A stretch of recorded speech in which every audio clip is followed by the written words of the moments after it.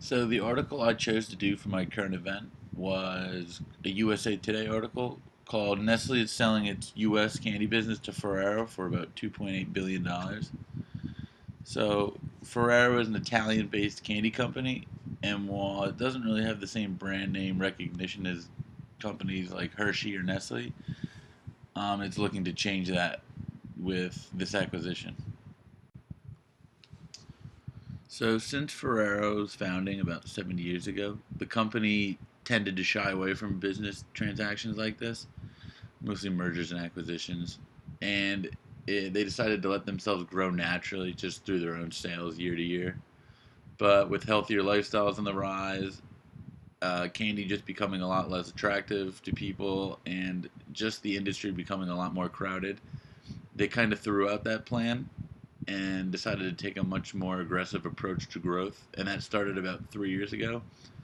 They started buying out a lot of their competition in this candy acquisition. So this acquisition that'll be happening soon marks its sixth one that it's undertaking in the past 3 years.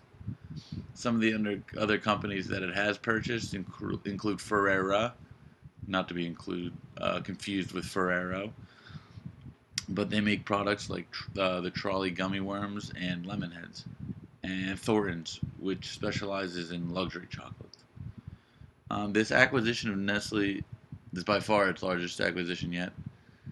Ferrero is going to go from being the fifth largest candy maker to the third after this transaction goes through.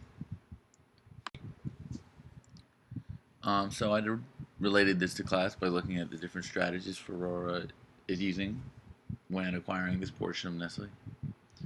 So first off, they were able to successfully horizontally integrate by purchasing Nestle's Candy U.S. department. Nestle was one of their main competitors, so by buying them out, they were able to have a lot more market share in this industry. And secondly, I believe that Ferraro is using a transnational strategy. While Ferrero already had products in the USA, this product line only consisted of three things, and those were Tic Tacs, Nutella, and then the golden wrap chocolates, which are also called Ferreros. And these are relatively large products in the U.S., but 80% of Ferraro's sales are still made in Europe.